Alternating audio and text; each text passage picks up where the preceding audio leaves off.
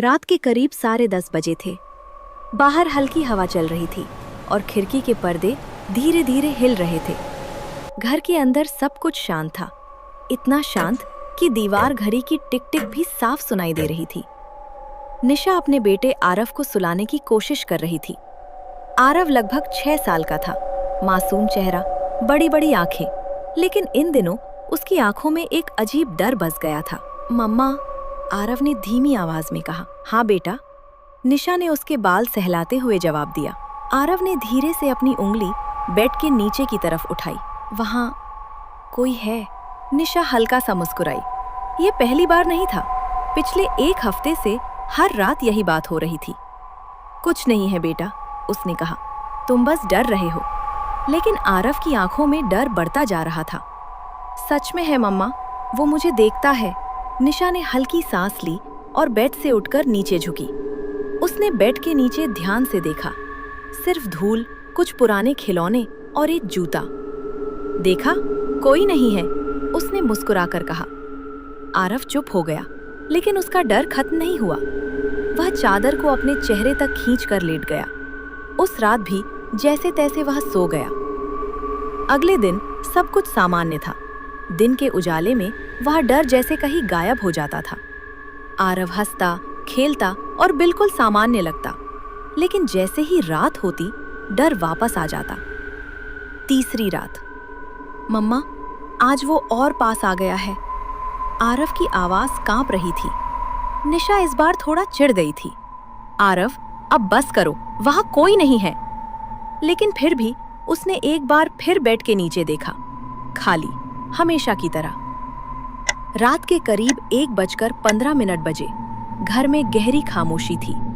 निशा अपने कमरे में सो रही थी कि अचानक उसे हल्की आहट सुनाई दी, जैसे कोई दरवाजा धीरे से खुला हो। उसने आंखें खोली। दरवाजे के पास आरव खड़ा था। उसका चेहरा पीला था और आंखें डरी हुई थीं। मम्मा, उसने फुसफुसाते हुए कहा। क्या हुआ बेटा? निशा तुरंत उठकर बैठ गई। आरव धीरे धीरे उसके पास आया और कांपती आवाज में बोला, मम्मा, मेरे कमरे में कोई है। निशा ने थकान भरी सांस ली। फिर वही बात, लेकिन इस बार कुछ अलग था। आरव की आंखों में जो डर था, वह पहले से कहीं ज्यादा गहरा था। इस बार सच में, उसने कहा, वो बेड के नीचे नहीं है। निशा का दिल हल्का सा धड़क उठा। तो कहाँ है? आरव ने धीरे धीरे उसकी आंखों में देखा और फिर वो शब्द बोले जिनसे सब कुछ बदल गया। मम्मा, मेरे कमरे में आप सो रही हो। कुछ पल के लिए समय जैसे रुक गया। निशा का दिल जोर जोर से धड़कने लगा। क्या? उसने धीरे से पूछा। मैंने देखा, आप मेरे बेड पर सो रही हो। आरव की आवाज कांप रही थी। लेकिन आप तो यहाँ हो। कमरे में अचानक ठंड बढ़ गई। निशा ने खुद को संभालने की कोशिश की। तुमने सपना देखा होगा। नहीं मम्मा। आरव लगभग रोने लगा।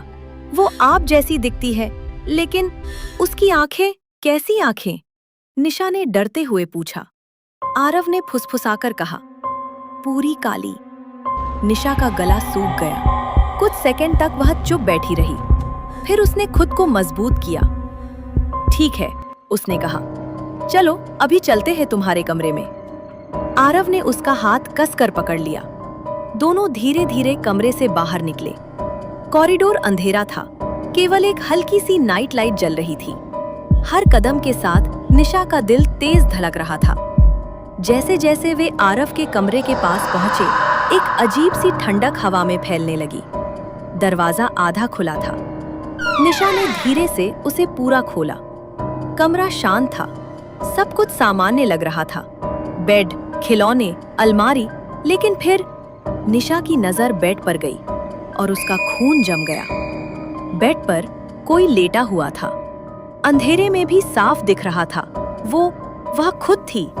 उसी के जैसे कपड़े, वही चेहरा, वही बाल, लेकिन वह चीज पूरी तरह स्थिर थी, जैसे सो रही हो। निशा के हाथ कांपने लगे। देखा, मैंने कहा था, आरव ने धीरे से कहा।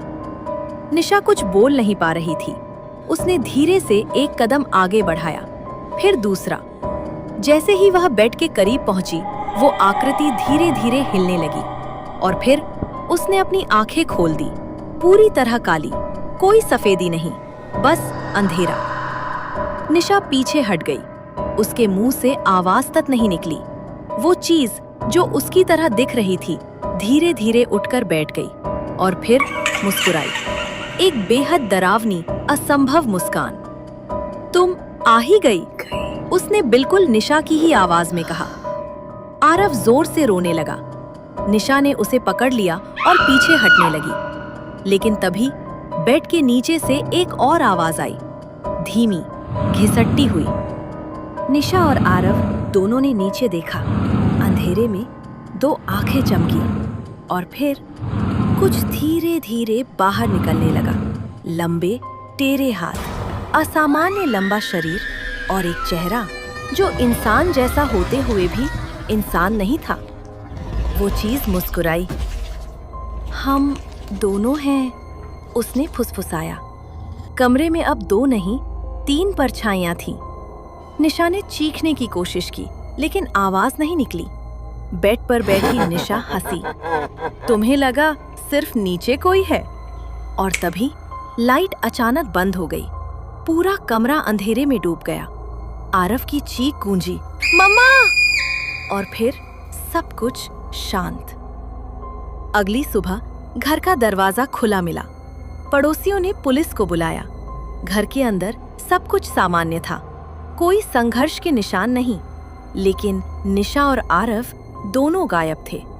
और आरव के कमरे में बेड के नीचे किसी ने उंगलियों से खरोच कर लिखा था, अब हम यहाँ रहते हैं।